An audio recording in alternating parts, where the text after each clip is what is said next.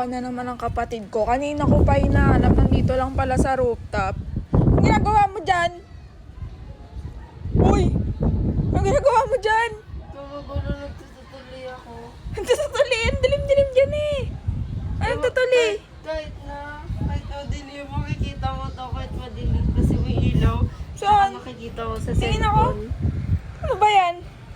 Panlinis? Sale yan eh. 500 dati, ngayon 249 na lang. Uy! Mm. 49? Mura. Ano to? May camera? Nakakonect sa Oo. cellphone? Oo, ibu-bluetooth mo Sige lang nga, siya. sige nga. Sunod mo sa tenga mo. Yan, gaganyan lang. Tapos, Yun mo kitang-kita oh.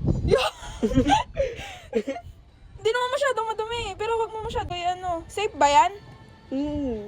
Pandoktor lang yan eh. Pero ang mura, naka-sale ngayon, no? 5-5 sale kasi ngayon eh. Sige, ano mo, tanggalin mo. Ang galing, no?